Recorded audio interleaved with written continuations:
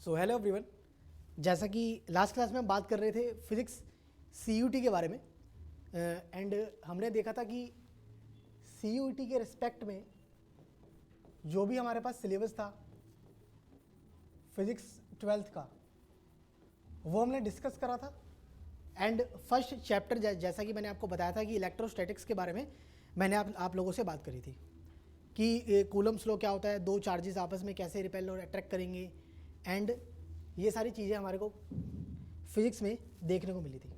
अब मैं आगे आपसे बात करने वाला हूँ इसी में इलेक्ट्रोस्टैटिक्स में ही आगे मैं आपसे कूलम्स लॉ के बाद बात करने वाला हूँ इलेक्ट्रिक फील्ड की। इलेक्ट्रिक फील्ड की बात करने से पहले मैं कुछ दो चार बातें आपसे करना चाहूँगा। जैसा कि अगर मैं आपसे पूछना चाहूँ कि आप लोगों को जो मैंने लास्ट क्लास में पढ़ाया था, कूलम्स लॉ, वो आप लोगों को समझ आया या नहीं आया, और अगर कोई भी आपको डाउट रह गया हो तो नीचे कमेंट सेक्शन में पूछें। वो डाउट सेशन जो है आपका, जो भी आपके डाउट होंगे वो कवर अप किए जाएंगे। एंड दूसरी चीज़, जो भी आपको पढ़ने के अलावा बुक्स वगैरह में किसी चीज़ में कोई भी परेशानी आ रही है तो वो मेरे से आप बात करेंगे, कमेंट सेक्शन में नीचे लिखेंगे, मैं आपको बताऊंगा। तो यहाँ पे हमारे पास कूलम्स लॉ हो चुका था एंड डाउट्स की अगर हम बात करें तो वो आप मेरे से पूछोगे तो मैं आपको बताऊंगा। एंड वन मोर थिंग, अब कूलम्स लॉ के बाद अगर हम बात करें तो हमारे पास आता है इलेक्ट्रिक फील्ड। हमारे पास क्या आता है बच्चों? Electric field.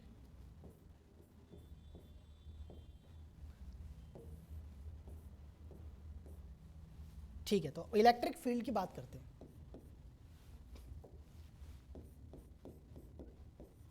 इलेक्ट्रिक फील्ड, जैसा कि मैंने आपको बताया था कि यूनिमोंक्स जो है आपको एक बेटर प्लेटफॉर्म देता है CUT के बारे में, CUT के लेवल की तैयारी करने के लिए। अगर आप यूनिमोंक्स में आए हैं, यूनिमोंक्स से जुड़े हैं, तो उसकी गारंटी ये है कि फिज़िक्स जो है वो आप कभी नहीं भूलेंगे, और अगर मेरे से पढ़ते हैं तो लाइफ में फिज़िक्स आपको कभी परेशानी करने वाली, इस चीज़ की गारंटी मैं देता हूँ। दूसरी चीज़ ये यहाँ पे कि लास्ट क्लास में जैसा मैंने आपको बताया था कि हमारे पास एक एटम है, एटम के बीच में यहाँ पे क्या है? न्यूक्लियस। न्यूक्लियस के चारों तरफ यहाँ पे क्या है? शेल्स।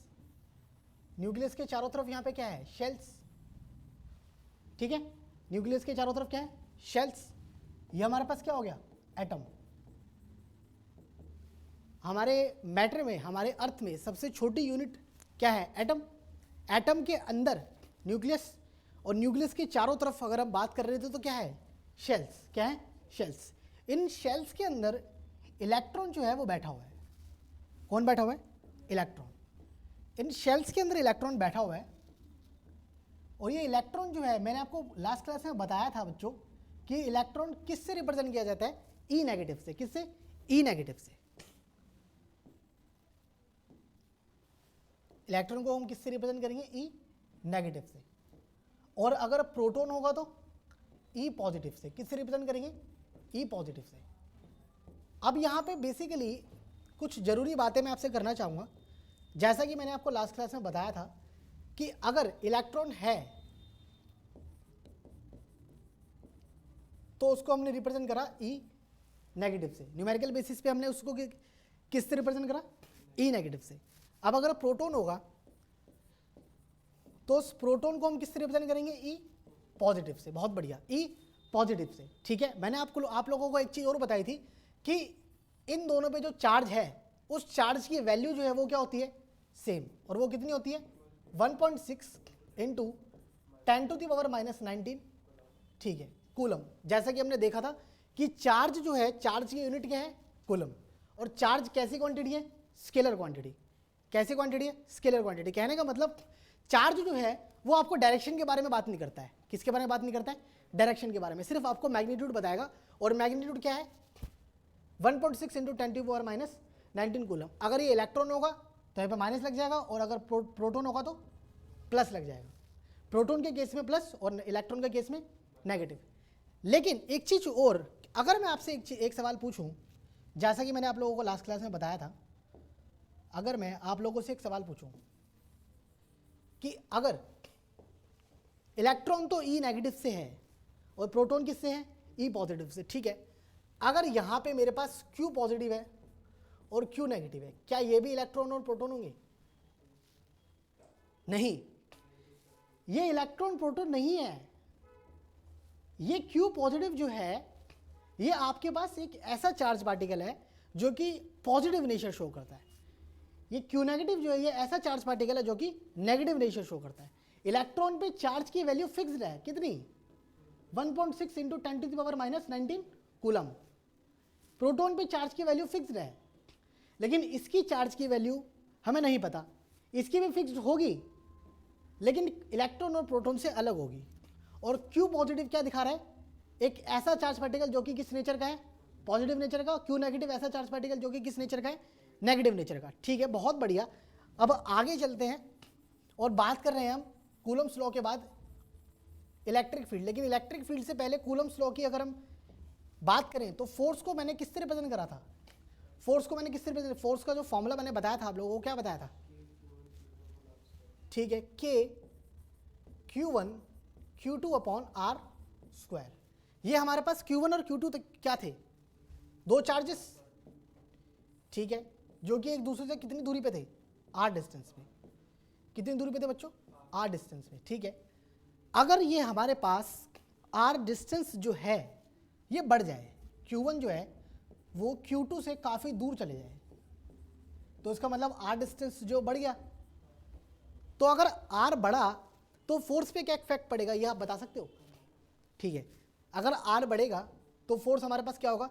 कम होगा, क्योंकि हमने देखा था कि फोर्स जो है बेसिकली कैसा रिलेशन शो करता है? फोर्स जो है वो इनवर्स स्क्वायर लॉ फॉलो करता है, किसके साथ? दो चार्जेस के बीच के डिस्टेंस के साथ। यहां तक समझ आए? यहां तक कोई दिक्कत परेशानी तो पूछो। ठीक है, ये हमारे पास डिस्कस हो चुका था। दूसरी चीज मैंने आप लोगों को एक चीज और बताई थी कि के की जो वैल्यू है, के की वैल्यू क्या थी इसके अंदर? 1/4πε0, और इसकी वैल्यू क्या थी? 9 इंटू 10⁹ न्यूटन मीटर स्क्वायर पर कूलम स्क्वायर। बहुत बढ़िया।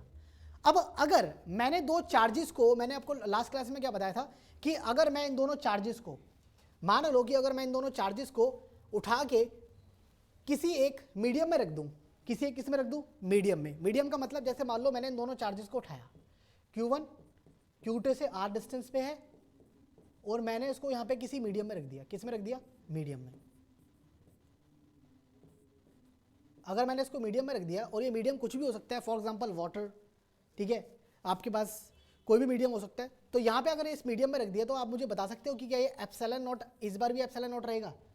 नहीं, क्या हो जाएगा? इस बार ये एप्सिलॉन नॉट जो होगा वो हो जाएगा 1/4πε, और ये जो एप्सिलॉन है ये होगा इस मीडियम का। क्या होगा? इस मीडियम का। एप्सिलॉन नॉट आपको बताता है permittivity of free space, permittivity of free space, और एप्सिलॉन आपको क्या बताता है? Permittivity of medium, permittivity of medium, permittivity of medium. Epsilon आपको बताता है परमिटिविटी ऑफ मीडियम। इसका मतलब ये कि अगर आप यहाँ पे एप्सिलॉन नॉट की जगह एप्सिलॉन यूज कर रहे हैं तो इसका मतलब के की वैल्यू में डिफरेंट आएगा। के की वैल्यू जो है 9, इस बार ये नहीं रहेगी। 9 इंटू 10⁹ क्या हो जाएगी? चेंज हो जाएगी। कैसे चेंज होएगी? जैसे जैसे मीडियम चेंज होएगा वैसे वैसे के की वैल्यू चेंज होएगी। इसका मतलब इस बार आपको डायरेक्टली ये वाली वैल्यू पुट नहीं करनी पड़ेगी फोर्स में। अगर आपको बोला जाए न्यूमेरिकल के बेसिस पे कि अगर कोई दो चार्ज पार्टिकल किसी मीडियम में रखे हैं तो आप के का कौन सा फॉर्मूला लगाओगे? ये वाला, k = 1/4πε, और एप्सिलॉन की वैल्यू आपको गिवन होगी क्वेश्चन के अकॉर्डिंग, जैसा मीडियम होगा वैसे ही एप्सिलॉन की वैल्यू होगी। समझ आ गया यहाँ तक? ठीक है, अगर हम बात करें, अब आगे चलते हैं और आगे चल के बात करते हैं इलेक्ट्रिक फील्ड की। किसकी? इलेक्ट्रिक फील्ड की। इलेक्ट्रिक फील्ड की अगर हम बात करें तो क्या होती है इलेक्ट्रिक फील्ड? इलेक्ट्रिक फील्ड क्या होती है?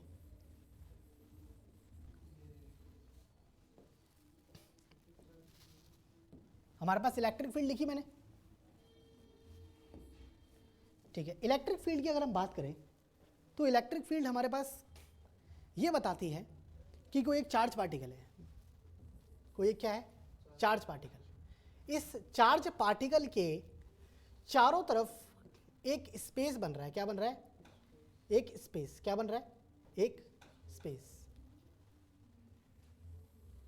इस चार्ज पार्टिकल के चारों तरफ क्या बन रहा है? एक स्पेस। ये आपके पास चार्ज पार्टिकल है।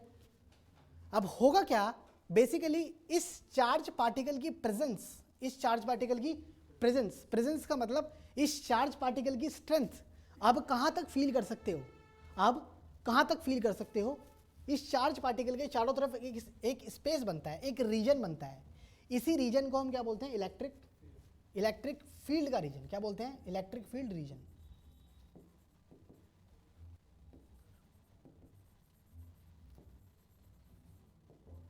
Electric field region, electric field region. इसका मतलब इस चार्ज पार्टिकल के, ये चार्ज पार्टिकल जो है अपने से इलेक्ट्रिक फील्ड जो है इस तरीके से एमिट करता है। किस तरीके से एमिट करता है? इस तरीके से। एक चार्ज पार्टिकल जो है अपने से कैसे इलेक्ट्रिक फील्ड एमिट करता है? इस तरीके से। अब अगर चार्ज पार्टिकल ने अपने से ऐसे इस तरीके से इलेक्ट्रिक फील्ड एमिट करी तो हुआ यूं कि आर डिस्टेंस पे, मतलब चार्ज से कुछ आर डिस्टेंस पे अगर मान लो कि आपको इस चार्ज की इंटेंसिटी या फिर स्ट्रेंथ कैलकुलेट करनी है। क्या कैलकुलेट करनी है? इंटेंसिटी या फिर स्ट्रेंथ। बहुत बढ़िया। अगर मैं बोलूँ कि भाई हमारे पास एक चार्ज रखा है और उस चार्ज से आर दूरी पे, आर डिस्टेंस पे मुझे यहाँ पे पॉइंट पी पे क्या निकालनी है? इंटेंसिटी या फिर स्ट्रेंथ। तो आप उस इंटेंसिटी के लिए क्या फॉर्मूला यूज करोगे? इंटेंसिटी ऑफ इलेक्ट्रिक फील्ड के लिए, इंटेंसिटी ऑफ इलेक्ट्रिक फील्ड, हम इसको रिप्रेजेंट करते हैं इंटेंसिटी ऑफ इलेक्ट्रिक फील्ड को ई से। किससे रिप्रेजेंट करते हैं? ई से। और ई कैसी क्वांटिटी है? Vector quantity. ई कैसी क्वांटिटी है? Vector quantity. इसका मतलब अब हमारे पास इलेक्ट्रिक फील्ड जो है वो डायरेक्शन की फॉर्म में बात करेगी। किसकी फॉर्म में बात करेगी? डायरेक्शन की। अब हमें यहाँ पे डायरेक्शन भी देखनी पड़ेगी कि भैया आप चार्ज से किस डायरेक्शन में, चार्ज से किस डायरेक्शन में पी पॉइंट है और कितनी दूरी पे है, कितनी दूरी पे है। इसका मतलब अब यहाँ पे अगर हमने ई यूज करा, क्या यूज किया? ई। अगर हमने यहाँ पे ई यूज किया, ई इज इक्वल टू, तो हमारे पास फॉर्मूला क्या कहता है? K Q by R square, K Q by R square, K Q by R square. और डायरेक्शन के लिए हम क्या यूज करने वाले हैं? R cap, R cap. ये हमारे पास किसका फॉर्मूला हो गया? इलेक्ट्रिक फील्ड इंटेंसिटी का at point P, at point P. तो E vector is equal to K Q by R square हमें क्या बता रहा है? Electric field intensity. यहां तक क्लियर है? कोई दिक्कत परेशानी? ठीक है। अब दूसरी चीज ये, अगर मैं आपसे पूछूं कि जैसा फोर्स चेंज हो रहा था हमारे पास डिस्टेंस के चेंज होने पे, कहने का मतलब अगर आर पॉइंट क्यू तो फिक्स रहेगा, क्यू रहे क्या रहेगा? फिक्स। क्यू को तो आप एक ही जगह रखोगे, क्यू को नहीं हिला सकते भाई। पॉइंट जो है वो हिला सकते हो। जैसे कहने का मतलब आप क्यू के पास इंटेंसिटी कैलकुलेट कर सकते हो, क्यू से दूर कर सकते हो। समझ आया नहीं आया? वो किस पे डिपेंड करेगा? आर की वैल्यू पे। जैसे मान लो कि आपके पास क्यू से आपको 1 मीटर पे आपको क्या कैलकुलेट करनी है? इंटेंसिटी। तो आर की जगह क्या यूज करोगे? 1 मीटर। अब मान लो कि आपके पास क्यू से आपको कुछ दूरी बढ़ा दिया आपने, 1 मीटर की जगह 4 मीटर कर दिया। कितना कर दिया? 4 मीटर। क्यू से 4 मीटर पर आपको इंटेंसिटी निकालनी है, तो क्या पहले जैसी इंटेंसिटी रहेगी, कम होगी या बढ़ेगी? कैसे? ठीक है, हमारे पास ई जो है बेसिकली वो अगर आर बढ़ेगा तो इनवर्स रिलेशन से ये क्या होगा? कम होगा। इसका मतलब जितनी दूर जाते जाएंगे ये पॉइंट, अगर जितनी दूर जाता जाएगा, जितनी दूर ये जाता जाएगा उतनी इंटेंसिटी क्या होती जाएगी? उतनी इंटेंसिटी इलेक्ट्रिक फील्ड की क्या होती जाएगी? कम। चार्ज की इलेक्ट्रिक फील्ड उतनी क्या होती जाएगी? कम। यहां तक क्लियर है? कोई दिक्कत परेशानी नहीं? अब हमारे पास फॉर्मूला क्या था? E is equal to K Q by R square. और ये के क्या है? के है हमारे पास electrostatic constant, electrostatic constant. K is equal to 1/4 by epsilon naught. अब यही चीज अगर चार्ज पार्टिकल किसी मीडियम में हो तो एप्सिलॉन नॉट की जगह क्या आ जाएगा? वहां पे एप्सिलॉन नॉट की जगह क्या आ जाएगा? 1/4 बाय एप्सिलॉन, 1/4 पाई एप्सिलॉन।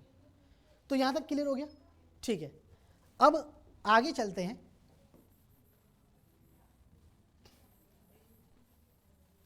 और बात करते हैं इलेक्ट्रिक फील्ड के बारे में, कि इलेक्ट्रिक फील्ड जो है बेसिकली वो हमें और क्या क्या बताती है। इलेक्ट्रिक फील्ड जो हमें और क्या क्या बताती है, इलेक्ट्रिक फील्ड के बारे में हमने बात करनी थी, ठीक है। सबसे पहले हमने देखा कि इलेक्ट्रिक फील्ड का जो आपके पास फॉर्मूला है वो क्या है, K Q by R square, K Q by R square R cap. अगर आपने यहाँ पे ये वेक्टर का सिंबल लगाया है, क्या लगाया है, वेक्टर का सिंबल आपने अगर यहाँ पे लगाया है, तो आप डायरेक्शन लिखना ना भूलें। अगर आपने वेक्टर का सिंबल लगा दिया और डायरेक्शन नहीं लगाई तो आपका क्वेश्चन वहाँ पे क्या हो जाएगा, गलत। तो वहाँ पे आपका क्वेश्चन गलत हो जाएगा, इसलिए वेक्टर के सिंबल के साथ आपको क्या लगाना है, आर कैप। मैंने आपको लास्ट क्लास में क्या बताया था, मैंने आपको लास्ट क्लास में ये बताया था कि आपने फिजिक्स चाहे कहीं से भी पढ़ी हो, आपने लास्ट ईयर या फिर इस साल फिजिक्स कहीं से ही पढ़ी हो, मुझे उससे कोई मतलब नहीं है, मुझे उससे कोई मतलब नहीं है। आप अगर मेरे तरीके से फिजिक्स पढ़ते हो तो मैं इसकी गारंटी देता हूँ, ठीक है, कि फिजिक्स ज़िंदगी में कभी नहीं भूलोगे, ठीक है। क्योंकि बात करते हैं बेसिक लेवल पे, बच्चा हर तरीके का पढ़ने आ रहा है।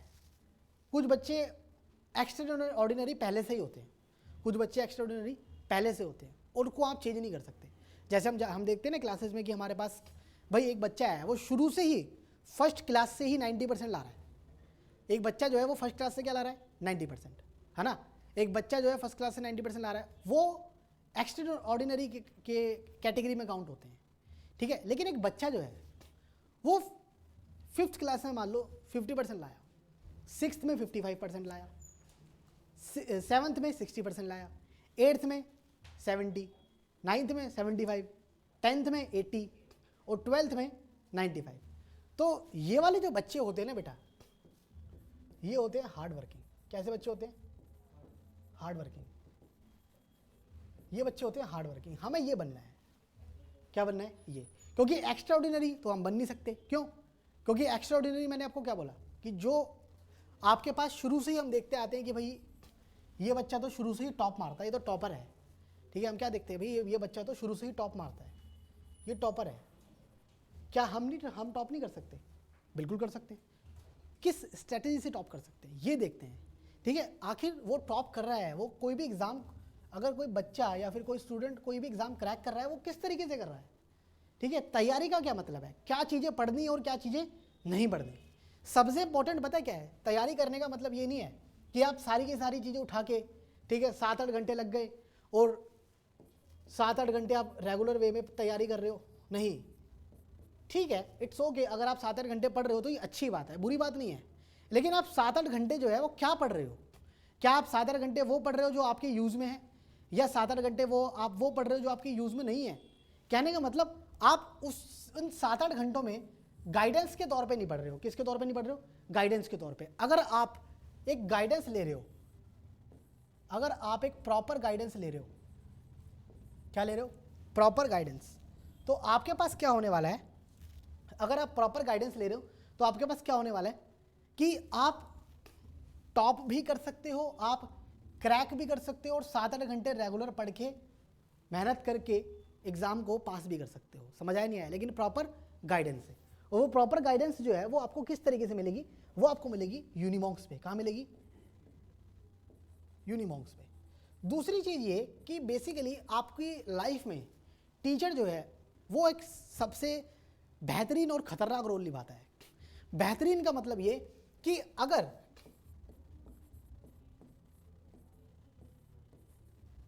आपने, बेहतरीन का मतलब मैंने यहाँ पे क्या बताया कि अगर टीचर जो है आपको बेसिक लेवल से पढ़ा रहा है, कहने का मतलब टीचर अगर ये डिफ्रेंशिएट नहीं कर रहा है आपके बीच में और दूसरे स्टूडेंटों के बीच में कि भैया ये वाला स्टूडेंट तो ऑलरेडी चीज़ों को जानता है और दूसरा वाला स्टूडेंट जो है वो ऑलरेडी चीज़ों को नहीं जानता, ठीक है। अगर वो डिफ्रेंशिएट कर पा रहा है तो वो टीचर अच्छा है आपके लिए, वो टीचर क्या है, अच्छा। अगर वो डिफ्रेंशिएट नहीं कर पा रहा, कहने का मतलब आप बैठे हो एक एवरेज स्टूडेंट, दूसरा स्टूडेंट बैठा है एक, ठीक है, टॉपर स्टूडेंट, तीसरा स्टूडेंट बैठा है लो लेवल का।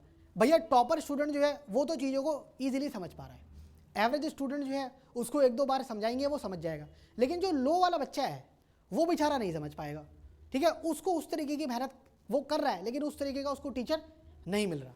तो इसका मतलब मैंने आपको क्या बताया कि टीचर जो है वो लाइफ में सबसे बेहतरीन रोल निभाएगा और सबसे खतरनाक रोल निभाएगा। समझ आया नहीं आया? तो अभी तक क्या समझाया मैंने? टॉपर, क्रैक और 7 से 8 घंटे कौन सी चीज़ें पढ़नी है जो हमारे यूज़ में है।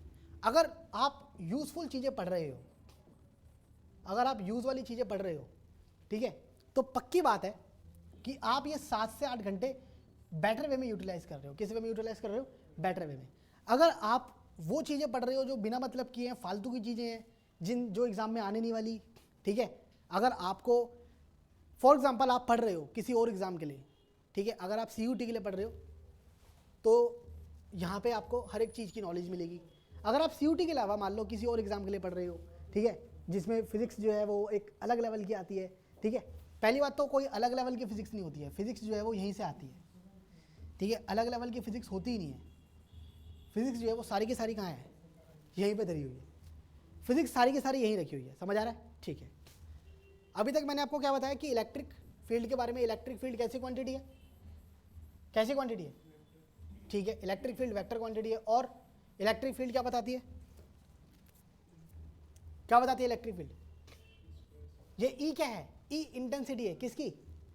इलेक्ट्रिक फील्ड की। किसकी? इलेक्ट्रिक फील्ड की। और इलेक्ट्रिक फील्ड क्या है? एक चार्ज के चारों तरफ एक स्पेस। स्पेस मतलब एक चार्ज के चारों तरफ एक रीजन, जहां तक हम उसकी प्रेजेंस को फील कर पाए, जहां तक हम उसकी प्रेजेंस को फील कर पाए। दूसरी चीज हम यहाँ पे देखते हैं कि हमारे पास जो इलेक्ट्रिक फील्ड की डायरेक्शन होती है ना, वो होती है पॉजिटिव चार्ज से, वो होती है कहां तक? Positive charge to negative charge.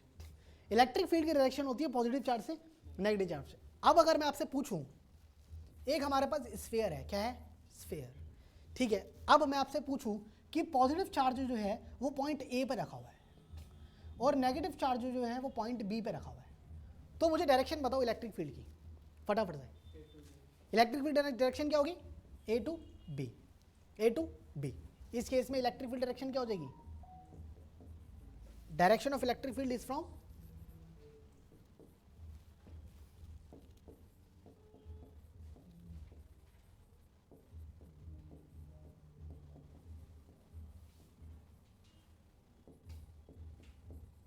A to B. अच्छा, यहां पे मैंने आपको अभी बेसिकली एक स्फीयर के अंदर जो दो चार्ज पुट करे हैं, एक स्फीयर के अंदर कितने चार्ज पुट करें? दो। और मैंने आपसे पूछा कि भाई पॉजिटिव से नेगेटिव क्या जा रही है? Electric field. क्या इलेक्ट्रिक फील्ड सिर्फ पॉजिटिव टू नेगेटिव चार्ज ही जा रही है? क्यों? क्या इलेक्ट्रिक फील्ड क्या सिर्फ पॉजिटिव से नेगेटिव चार्ज ही जा रही है? ठीक है। और क्या इलेक्ट्रिक फील्ड चारों तरफ नहीं हो सकती? मैंने क्या बताया था कि इलेक्ट्रिक फील्ड तो भैया रीजन है। इलेक्ट्रिक फील्ड कैसा है? रीजन है। इलेक्ट्रिक फील्ड कैसा है? रीजन है। कैसा है? रीजन। इसका मतलब रीजन कब है? जब यहाँ पे सिंगल चार्ज है। क्या है? Single charge. सिंगल चार्ज के चारों तरफ रीजन है। लेकिन अगर मैं इसी के, ये पॉजिटिव चार्ज है और अगर मैं यहाँ पे एक नेगेटिव चार्ज ले आऊँ तो इलेक्ट्रिक फील्ड कहाँ हो जाएगी? Positive to negative. अब समझ आया? ठीक है। सिंगल चार्ज होगा तो रीजन, और अगर दो चार्जेज होंगे पॉजिटिव नेगेटिव तो ठीक है। हमारे पास समझ आ गया? ठीक है। अब दूसरी चीज़ ये कि अगर हमारे पास दो चार्जेज हैं, एक पॉजिटिव चार्ज एक नेगेटिव चार्ज, एक पॉजिटिव चार्ज और नेगेटिव चार्ज, इन दोनों में कैसा फोर्स लगेगा? फोर्स ऑफ अट्रैक्शन या रिपल्शन? ठीक है, फोर्स ऑफ अट्रैक्शन। ठीक है। अगर हमारे पास नेगेटिव चार्ज है, एक नेगेटिव चार्ज है, कैसा फोर्स लगेगा? Force of repulsion. इसका मतलब क्या समझे कि दो चार्जेस जो हैं, सेम चार्जेस, वो आपस में क्या कर रहे हैं? रिपेल, और दो अपोजिट चार्जेस अट्रैक्ट। ठीक है, यहां तक सारा क्लियर है? सारा डाटा ओके है? ठीक है। अगर मैं आप लोगों को एक क्वेश्चन दूं तो वो क्वेश्चन हो पाएगा या नहीं हो पाएगा, ये देखते हैं। ठीक है। हमारे पास एक चार्ज पार्टिकल दे रखा है,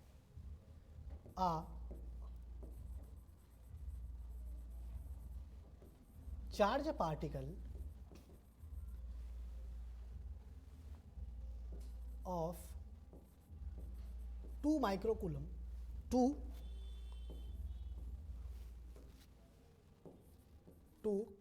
microcoulomb is placed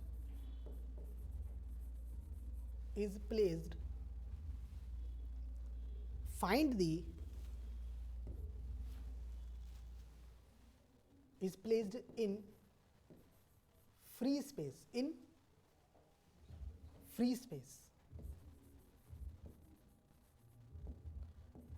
find the electric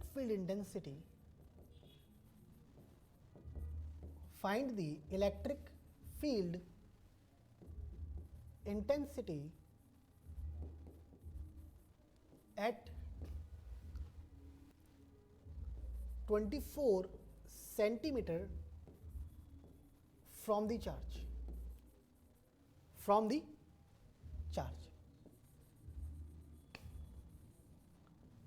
इस क्वेश्चन को फटाफट से किया जाए।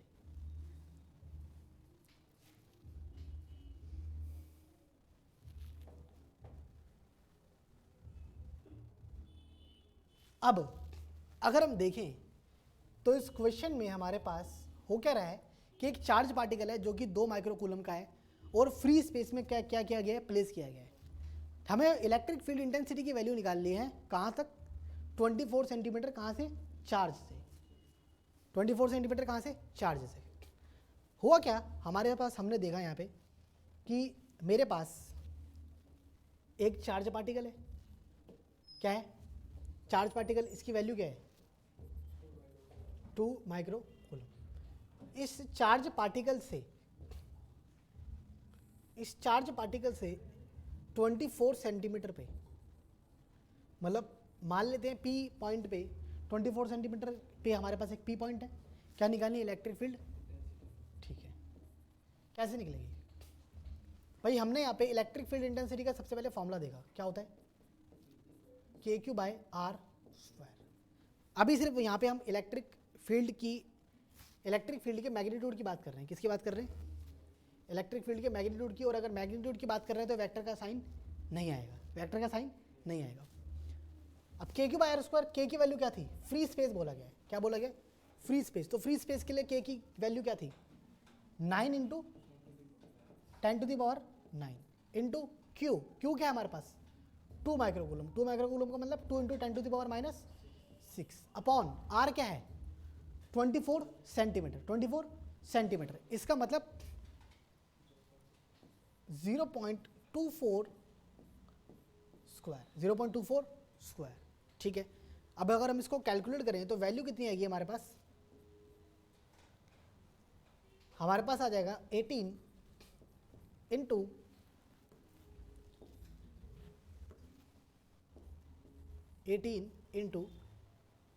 10⁻³ अपॉन 0.24 इंटू 0.24। यहाँ से हमारा हम पॉइंट काटेंगे, तो हमारे पास क्या बचेगा ऊपर, 10⁻7।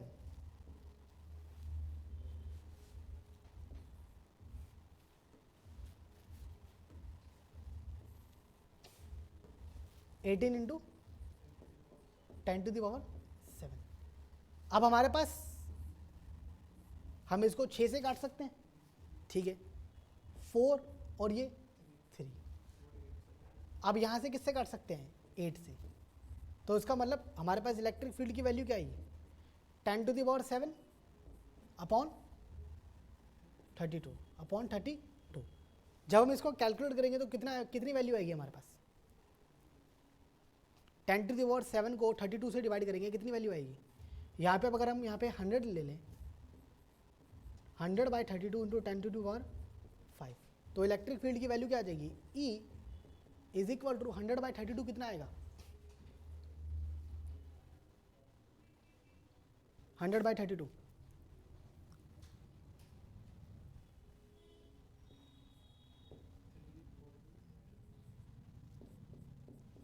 3.3 समथिंग,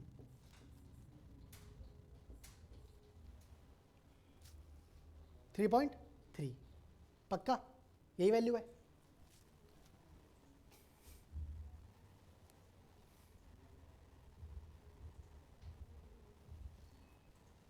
पक्का यही वैल्यू है। अगर कैलकुलेशन में दिक्कत आ रही है तो इसको और काट लो,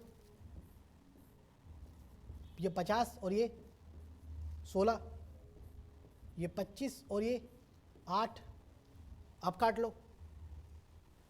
3 पे क्या 24, 3.125। तो इलेक्ट्रिक फील्ड की वैल्यू क्या है? तो E is equal to 3.125 into 10⁵ newton. Electric field की ऐसा यूनिट क्या होगी अगर हम देखें तो? न्यूटन पर कूलम, न्यूटन पर कूलम, न्यूटन पर कूलम। क्या है ये वैल्यू इलेक्ट्रिक फील्ड की? क्वेश्चन समझ आया नहीं आया? क्वेश्चन आप लोगों को समझ आया या नहीं आया? यहाँ तक कोई दिक्कत परेशानी? ठीक है। अब अगर मैं आपसे बात करूं कि इलेक्ट्रिक फील्ड की यूनिट न्यूटन पर कूलम आई, तो आई कैसे? न्यूटन पर कूलम आई तो कैसे आई? ये अगर हम देखें तो हमारे पास सबसे पहले एक हमने पढ़ा था कूलम्स लॉ। क्या पढ़ा था? Coulomb's law. कूलम्स लॉ के अंदर हमारे पास क्या था? फोर्स इज इक्वल टू के Q1 Q2 bye R square, के Q1 Q2 bye R square. मान लो कि हमारे पास एक चार्ज है कैपिटल Q। क्या है? कैपिटल Q चार्ज है। क्या है? Capital Q charge. मैंने बताया था आपको कि चार्ज को E पॉजिटिव, अगर E पॉजिटिव है तो प्रोटॉन, E नेगेटिव है तो इलेक्ट्रॉन, स्मॉल q है तो कोई दूसरा चार्ज, कैपिटल Q है तो कोई दूसरा चार्ज। समझ आए? ठीक है। अब एक कैपिटल Q है और इस कैपिटल Q की फील्ड के अंदर एक दूसरा चार्ज आ जाता है स्मॉल q। कौन सा चार्ज आ जाता है? Small q। अब ये कैपिटल Q जो है इस स्मॉल q पे फोर्स लगाएगा, चाहे वो रिपल्सिव हो, चाहे वो अट्रैक्टिव हो, चाहे वो कोई भी फोर्स हो, लेकिन क्या लगाएगा? फोर्स। मान लो कि अब इस चार्ज ने, इस कैपिटल Q वाले चार्ज ने इसको स्मॉल q वाले चार्ज पे क्या लगाया? फोर्स। अगर स्मॉल q वाले चार्ज पे फोर्स लग रहा है तो इसका मतलब इस बार हम के Q1 Q2 की जगह क्या लेना चाहिए मेरे को? के कैपिटल Q और स्मॉल q, के कैपिटल Q और स्मॉल q। अब दूसरी चीज हम यहाँ तक अगर देखें तो मेरे पास, मुझे पता है कि भाई इलेक्ट्रिक फील्ड इंटेंसिटी का फॉर्मूला क्या होता है। भाई इलेक्ट्रिक फील्ड इंटेंसिटी, इसकी कैपिटल Q की इलेक्ट्रिक फील्ड इंटेंसिटी क्या होगी? एट पॉइंट R पे, और दूसरा चार्ज कहाँ पे है? R पॉइंट पे, R डिस्टेंस पे। दूसरा चार्ज बड़े वाले चार्ज से कितने डिस्टेंस पे है? R डिस्टेंस पे। कितने डिस्टेंस पे है? R डिस्टेंस पे। तो हमारे पास इलेक्ट्रिक फील्ड जो इंटेंसिटी की वैल्यू होगी वो क्या होगी? KQ बाय, ठीक है। और Q कौन सा होगा इस बार? कैपिटल Q वाला, क्योंकि इंटेंसिटी किसकी निकालनी है? कैपिटल Q की। तो E is equal to K capital Q by R square, K capital Q by R square. यहाँ तक क्लियर है? ठीक है। दूसरी चीज यहाँ पे हम क्या करने वाले हैं, basically E is equal to K Q by R square आ चुका है। ठीक है।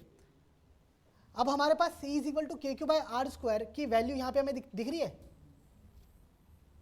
ये दिख रही है? ठीक है। इसकी जगह हम क्या पुट कर देंगे? E, K capital Q by R square की जगह डायरेक्टली क्या पुट कर देंगे? E। तो यहाँ पे अगर हम E पुट करेंगे तो क्या हो जाएगा भाई? F is equal to E Q, F is equal to E Q, F is equal to E Q।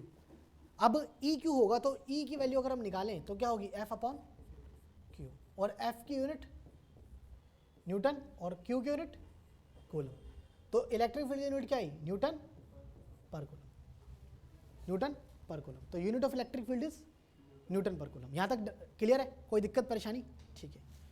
कोई भी दिक्कत परेशानी है तो कमेंट सेक्शन में पूछें। अब आगे बढ़ते हैं। तो इसका मतलब यहाँ पे हमने ये सीखा कि अगर मेरे पास इलेक्ट्रिक फील्ड मुझे कैपिटल Q की निकालनी है, किसकी निकालनी है? कैपिटल Q की, और मुझे अगर फोर्स की वैल्यू दे रखी है इन दोनों के बीच में, किसकी वैल्यू दे रखी है? फोर्स की। तो इलेक्ट्रिक फील्ड की वैल्यू कैसे निकल सकती है? Force upon small q, force upon small q। Small q का मतलब भाई हमारे पास एक कैपिटल Q दे रखा है और वो कैपिटल Q कितने डिस्टेंस पे? छोटे वाले चार्ज से R डिस्टेंस पे। अगर इन दोनों के बीच का डिस्टेंस R है और हम दोनों को इन दोनों के बीच का फोर्स दे रखा है, हमें इन दोनों के बीच का क्या दे रखा है? फोर्स। तो इसका मतलब हम उस फोर्स की वैल्यू को किससे डिवाइड कर देंगे?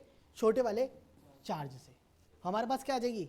Electric field intensity at point small q और at a distance r, at distance R. यहाँ तक कोई दिक्कत परेशानी? ठीक है। अब इसके बाद हम बात करने वाले हैं इलेक्ट्रिक डाइपोल की। किसकी? इलेक्ट्रिक डाइपोल की। किसकी बात करेंगे? इलेक्ट्रिक डाइपोल की। क्या होता है इलेक्ट्रिक डाइपोल?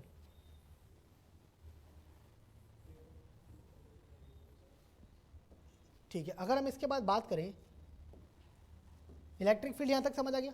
समझ आ गई? ठीक है भाई, हमारे पास इलेक्ट्रिक फील्ड के बारे में अगर मैंने भी अभी आपसे बात करी कि कैपिटल क्यू था, ठीक है, कैपिटल क्यू के रीजन में आपके पास यहाँ पे एक स्मॉल क्यू आया था, ठीक है। ये इस कैपिटल क्यू से कितने डिस्टेंस पे था? आर डिस्टेंस पे। हमारे पास इलेक्ट्रिक फील्ड की वैल्यू किस तरीके से निकल के आई? E is equal to F upon Q. E is equal to F upon Q. अब अगर मुझे डायरेक्शन बतानी हो तो डायरेक्शन कैसे निकलेगी? क्योंकि आपको तो नहीं पता यहाँ पे कि कौन सा चार्ज पॉजिटिव है और कौन सा नेगेटिव है। ये नेगेटिव नेचर का भी हो सकता है और ये पॉजिटिव नेचर का, या फिर दोनों पॉजिटिव नेचर के हो सकते हैं। फिर कैसे लिखोगे आप डायरेक्शन? आप डायरेक्शन लिखोगे, अगर यहाँ पे आपके पास पॉइंट Q जो है वो पॉइंट A पे दे रखा है और Q जो है स्मॉल q वो पॉइंट B पे दे रखा है, तो क्या लिखोगे आप? A to B, या फिर आप लिखोगे AB कैप। क्या लिखोगे? AB cap. Electric field intensity F upon Q is equal to F upon Q AB cap. समझ आया? कोई दिक्कत परेशानी?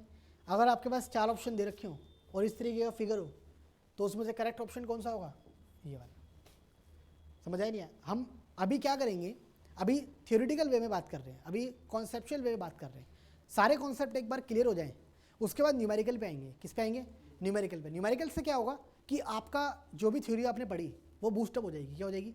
बूस्टअप। कहने का मतलब आपको हमेशा के लिए याद हो जाएगा, हमेशा के लिए सीख जाओगे आप।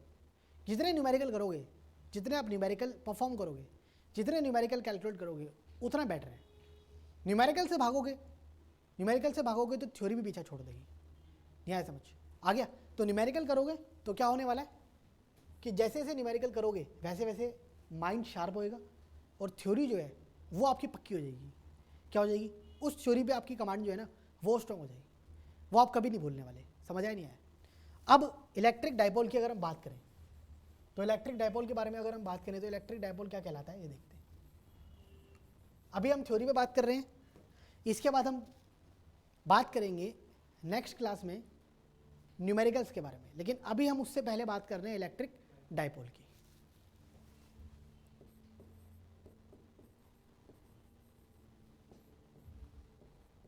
क्या होता है electric dipole? Electric dipole basically क्या है, यहाँ पे अगर हम बात करें, इलेक्ट्रिक डाइपोल हमारे पास 2 चार्जेस हैं। कैसे चार्जेस हैं? 2 चार्जेस। एक चार्ज है पॉजिटिव और दूसरा चार्ज है नेगेटिव। इन दोनों के बीच का डिस्टेंस मान लेते हैं कितना है? 2 है। कितना है? 2 है।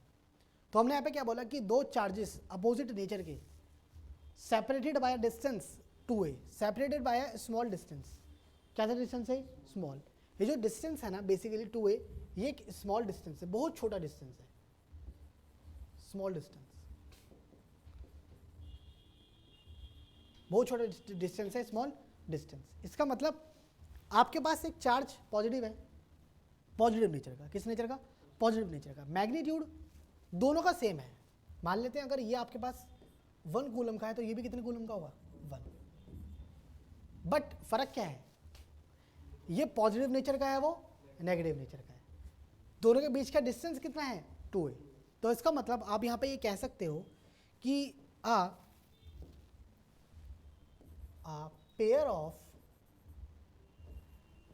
a pair of 2 equal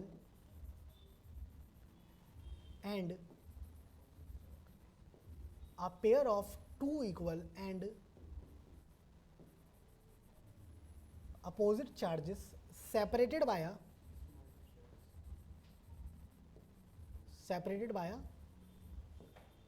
small distance, separated by a small distance, generate electric dipole, generates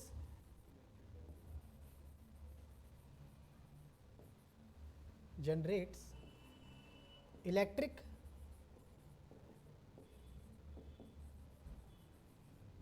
dipole, generate electric dipole. इसका मतलब इलेक्ट्रिक डाइपोल क्या है? दो इक्वल एंड अपोजिट चार्जेस का पेयर, और वो पेयर जो है उनके बीच में जो डिस्टेंस है वो काफ़ी छोटा है, वो काफ़ी छोटा है। अब हमने यहाँ पे आपने अगर आप देखोगे तो यहाँ पे 2a क्यों लिया? हम यहाँ पे a भी ले सकते थे। 2a इसलिए लिया क्योंकि न्यूमेरिकल वे में अगर हम कैलकुलेट करेंगे तो हमारे लिए क्या होगा? ईजी। क्यों? क्योंकि अगर मान लो कि आपके पास इन दोनों के बीच का आपको हाफ डिस्टेंस निकालना है तो आप इजीली क्या करोगे? a और a। यहाँ तक क्लियर है? ठीक है। अब हमारे पास, मेरे को यहाँ पे अगर मैं देखूँ तो दो चार्जेस आपके पास दे रखे हैं। फॉर एग्जांपल अभी मैंने क्या बोला कि दो चार्जेस दे रखे हैं, प्लस क्यू और एक नेगेटिव क्यू। कितनी दूरी है इन दोनों के बीच में? कितनी दूरी है? 2a। पॉजिटिव क्यू जो है वो पॉइंट ए पे प्लेस किया गया है, नेगेटिव क्यू पॉइंट, ठीक है, नेगेटिव क्यू कहाँ प्लेस किया गया है? पॉइंट बी पे।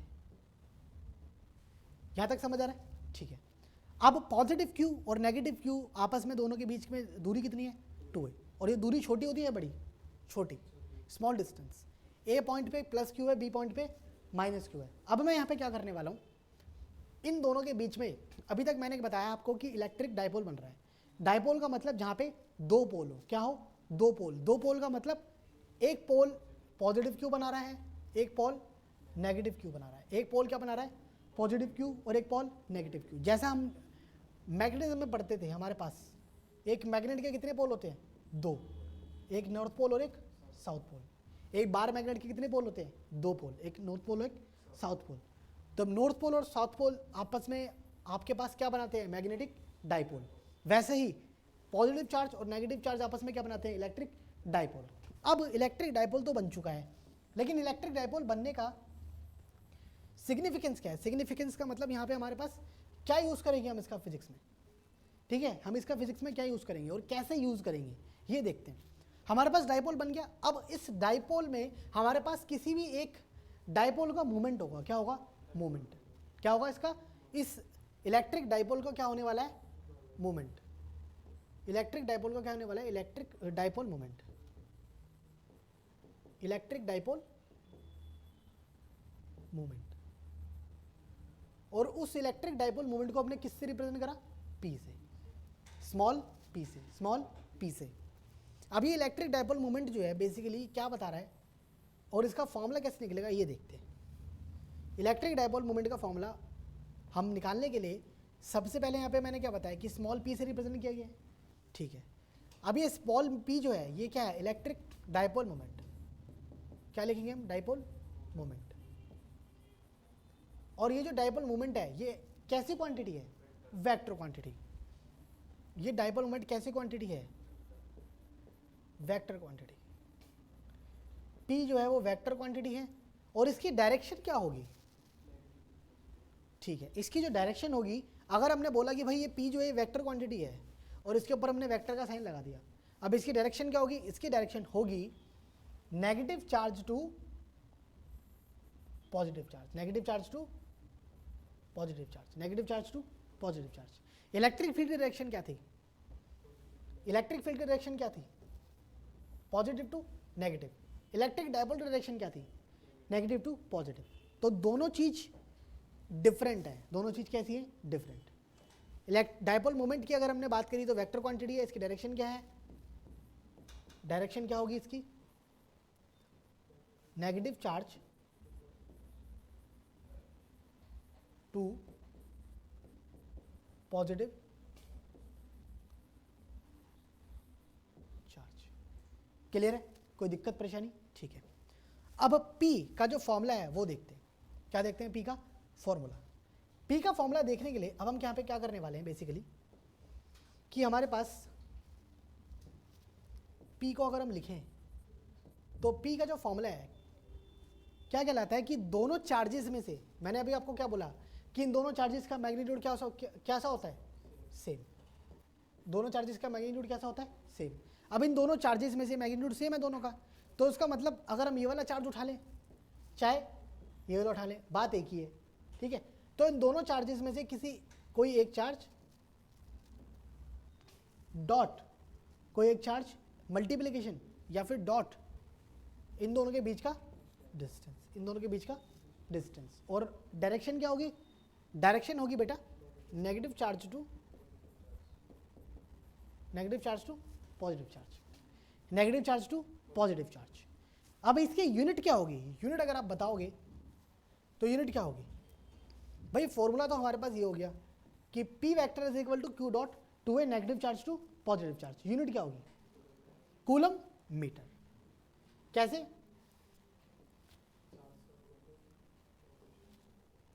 ठीक है, चार्ज का क्या है? कूलम। और 2a का क्या है? 2a क्या है? डिस्टेंस, जो कि किस में रिप्रेजेंट होता है? मीटर में। तो P की यूनिट क्या हुई? Coulomb metre. P की यूनिट क्या हुई? Coulomb metre. यहां तक कोई दिक्कत परेशानी? पूरा समझ आ गया? ठीक है। इलेक्ट्रिक डाइपोल क्या है? ठीक है, इलेक्ट्रिक डाइपोल जो है हमारे पास क्या है? एक पेयर दो चार्जेस का जो कि अपोजिट नेचर के होंगे।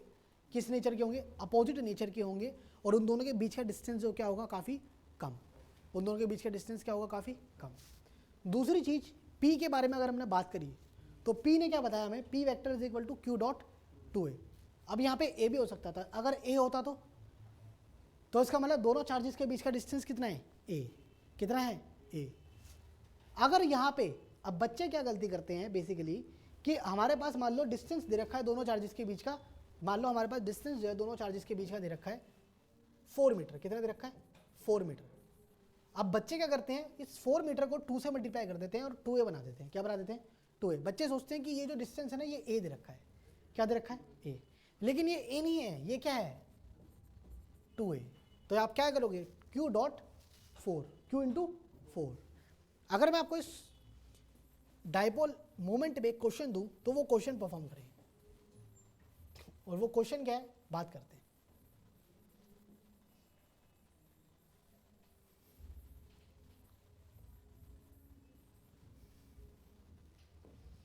हमारे पास अब बात कर रहे हैं कि क्वेश्चन क्या है। तो क्वेश्चन के बारे में अगर हम बात करें तो एक डाइपोल मोमेंट आपको दे रखा है, एक इलेक्ट्रिक डाइपोल दे रखा है आपको Q, पॉजिटिव Q कितना है? 2 माइक्रोकूलम। आपके पास 5 सेंटीमीटर पे एक दूसरा चार्ज प्लेस किया गया है जिसकी वैल्यू है -2 माइक्रोकूलम। कितनी है? -2 माइक्रोकूलम। मुझे डाइपोल मोमेंट मतलब P की वैल्यू फाइंड आउट करनी है। कैसे करेंगे? फटाफट से निकालेंगे। हमारे पास फॉर्मूला क्या था? हमारे पास P का फॉर्मूला क्या था बच्चों? हमारे पास P का फॉर्मूला था P vector is equal to Q dot 2a। Q dot बेटा 2a। अभी अगर हम इसकी मैग्नीट्यूड की बात करें तो P is equal to Q dot 2a, Q into 2a। अब Q इंटू 2a हो गया। ठीक है, अब ये जो Q था वो कोई भी एक चार्ज था, कोई भी एक चार्ज, क्योंकि दोनों का मैग्नीट्यूड कैसा है? सेम है। तो अगर हम दोनों में से कोई एक ले लेते हैं, मतलब 2 माइक्रोकूलम ले लेते हैं, इनटू क्या लेंगे? 2a। 2a कितना दे रखा है? 5 सेंटीमीटर।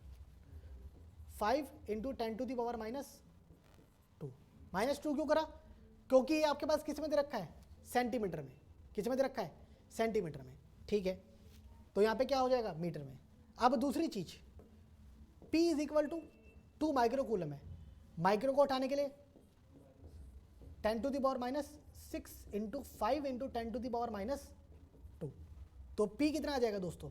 P आ जाएगा हमारे पास, यहाँ पे हो जाएगा 10। कितना हो जाएगा दोस्तों? यहाँ पे हमारे पास हो जाएगा 10 इंटू 10 टू दी पावर -6 -2 -8। इसका मतलब -7 कूलम मीटर। तो P की वैल्यू क्या आई? 10 to the power -7 coulomb metre. Coulomb metre. कोई दिक्कत परेशानी? यहाँ तक क्लियर है? तो अब बात करेंगे इलेक्ट्रिक डाइपोल की। हमारे पास बात हो चुकी थी। ठीक है, हमने एक न्यूमेरिकल परफॉर्म कर लिया। ठीक है, इसी से रिलेटेड एक न्यूमेरिकल और कर लेते हैं फटाफट से।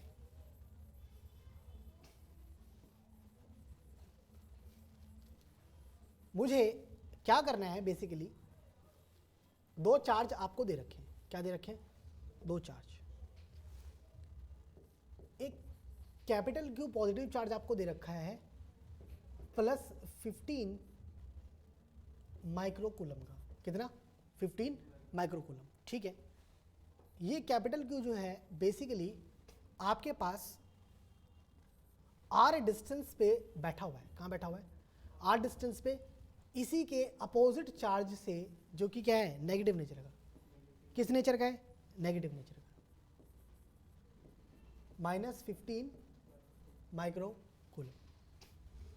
मुझे इन दोनों के डायपोल मोमेंट की वैल्यू दे रखी है। क्या दे रखी है? इन दोनों के डायपोल मोमेंट की वैल्यू। क्या दे रखी है? इन दोनों के डायपोल मोमेंट की वैल्यू।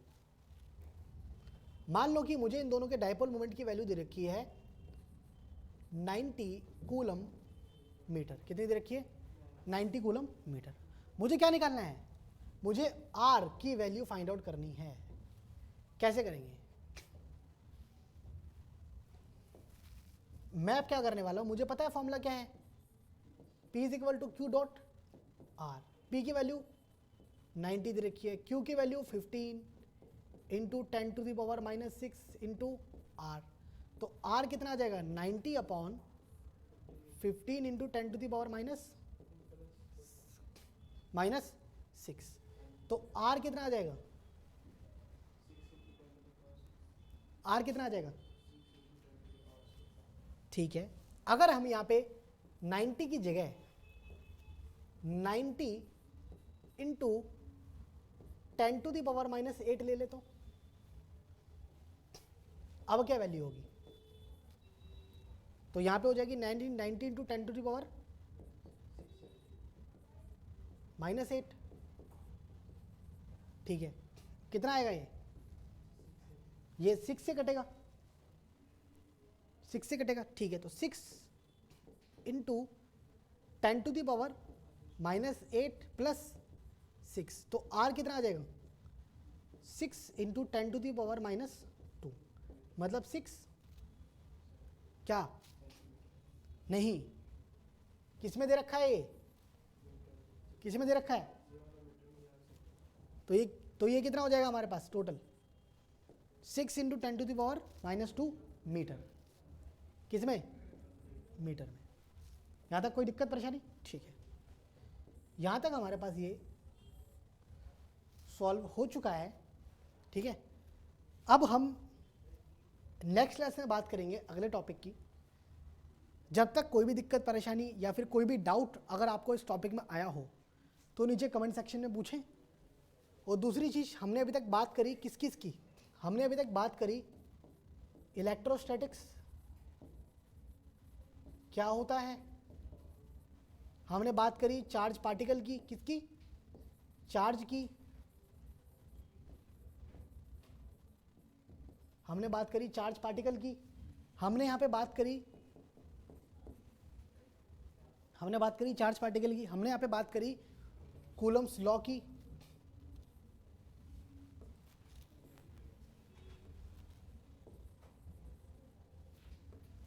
किसकी बात करी? कूलम्स लॉ की।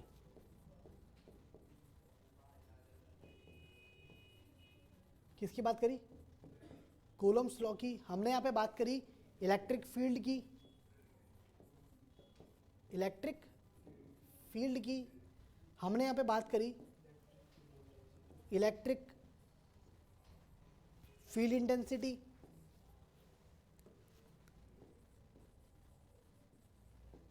Electric field intensity. हमने यहाँ पे बात करी इलेक्ट्रिक डाइपोल की। किसकी? इलेक्ट्रिक डाइपोल की। हमने किसकी बात करी? इलेक्ट्रिक डाइपोल की। तो यह हमारे पास टॉपिक्स जो हैं थ्योरेटिकल बेसिस पे कवर अप हो चुके हैं। अब हम बात करेंगे नेक्स्ट क्लास में, नेक्स्ट लेक्चर में इनके कुछ न्यूमेरिकल्स पे। किस पे बात करेंगे? इनके कुछ न्यूमेरिकल्स पे। न्यूमेरिकल्स पे बात करेंगे CUT के लेवल की। CUT के बेसिस पे जो न्यूमेरिकल्स आ सकते हैं उन पे बात करेंगे। और अभी तक जो भी दिक्कत परेशानी या डाउट रहा है उसको कमेंट सेक्शन में पूछें। और फिज़िक्स को फिज़िक्स की तरह पढ़ें। किसकी तरह पढ़ें? फिज़िक्स की तरह। दूसरी चीज़ ये कि मिलते हैं हम नेक्स्ट क्लास में। जब तक के लिए अगर आपको वीडियो पसंद आई हो तो लाइक करें, शेयर करें एंड सब्सक्राइब करें यूनिमॉन्क्स चैनल को।